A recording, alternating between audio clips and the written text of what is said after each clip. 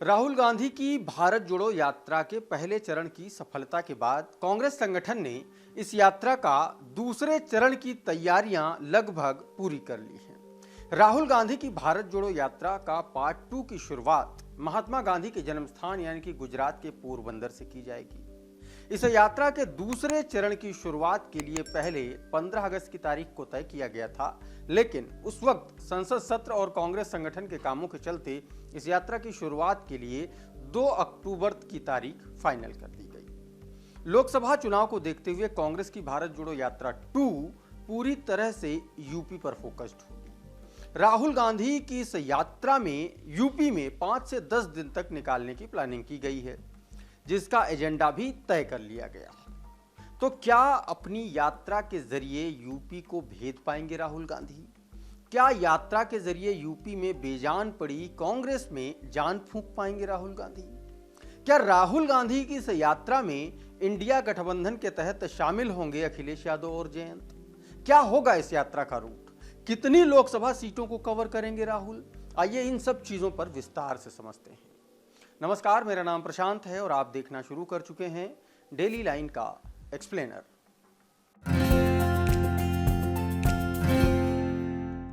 राहुल गांधी के नेतृत्व वाली भारत जोड़ो यात्रा यूपी के पूर्वांचल के जिलों से होकर गुजरेगी।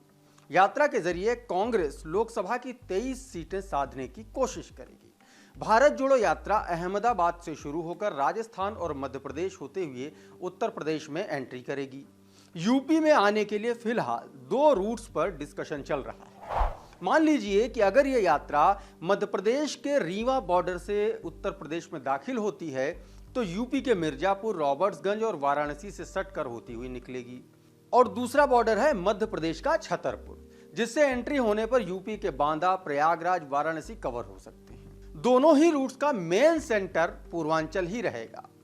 फिर यूपी से यात्रा होते हुए बिहार, बंगाल, असम होते हुए अरुणाचल प्रदेश पर जाकर के पूरी हो जाएगी, यानी समाप्त हो जाएगी। भारत जोड़ो यात्रा पार्ट 1 में राहुल की 136 दिन की इस यात्रा ने यूपी में सिर्फ 2 से 3 दिन ही गुजारे थे और राहुल करीब 120 किलोमीटर ही पैदल चले थे उत्तर प्रदेश में। यात्रा गाजियाबाद से होते हुए शामली, बागपत होते हुए फिर हरियाणा में एंटर कर गई थी। पॉपुलेशन और एरिया के लिहाज से सबसे बड़े राज्य उत्तर प्रदेश का ज्यादातर हिस्सा राहुल की इस यात्रा से अछूता रह गया। तब इस पर काफी सवाल भी उठे थे कि आखिर इतने बड़े स्टेट उत्तर प्रदेश में राहुल गांधी ने 2 से 3 दिन ही क्यों दिए? उसी खामी को पूरा करने के लिए या उसी खामी को अब दूर करने के लिए भारत जोड़ो यात्रा पार्ट 2 में, यानी कि भारत जोड़ो यात्रा का जो दूसरा चरण होगा उसमें यूपी को, खास करके यूपी में भी पूर्वांचल पर ज्यादा फोकस किया गया है। और माना यह जा रहा है कि भारत जोड़ो पार्ट 2 का स्वरूप पिछली बार की यात्रा से थोड़ा सा बदला हुआ होगा, थोड़ा सा अपडेट होगा। पैदल यात्रा करने की बजाय इस बार ज्यादा फोकस अलग अलग ग्रुप के लोगों से मिलने पर होगा। इसके लिए कांग्रेस पूरे प्रदेश में कई अभियान भी चलाना शुरू कर चुकी है, जैसे जातीय जनगणना को लेकर संविधान बचाओ रैली, अल्पसंख्यकों के लिए भी अलग अलग जिलों में पहले से ही कई कार्यक्रम कांग्रेस आयोजित करा रही है और इनका जो भी बचा खुचा कैडर है वो इन कामों पर लगा हुआ है। हाल फिलहाल में कांग्रेस ने अपने प्रदेश अध्यक्ष को भी बदल दिया है। ऐसे में यूपीसीसी प्रेसिडेंट अजय राय कुछ नए प्लानिंग के साथ भी काम कर रहे हैं, ऐसा भी माना जा रहा है।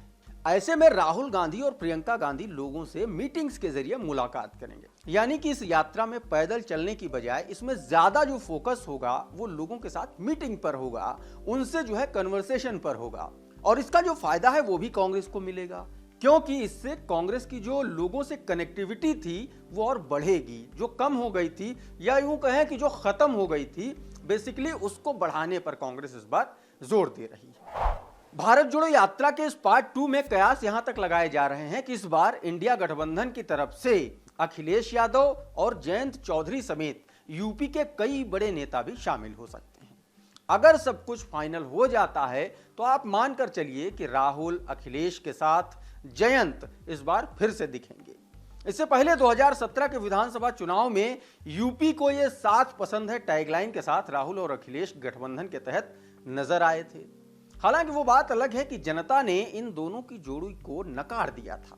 प्रदेश की 403 सीटों में से सपा को महज 47 और कांग्रेस को 7 सीटें मिली थी।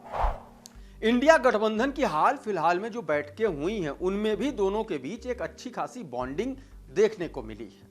हालांकि इससे पहले भी हुई भारत जोड़ो यात्रा में भी अखिलेश और जयंत को शामिल होने के लिए इनविटेशन कार्ड भेजा गया था, लेकिन ये दोनों ही नेता शामिल नहीं हुए थे।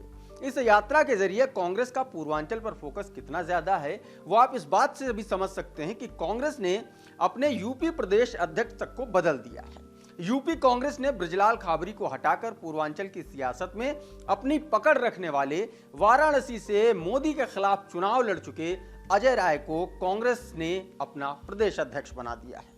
अजय राय को प्रदेश अध्यक्ष बनाकर कांग्रेस ने एक हिंट तो दे ही दिया है कम से कम। कांग्रेस का फोकस बहरहाल पूर्वांचल पर इस बार ज्यादा रहने वाला है।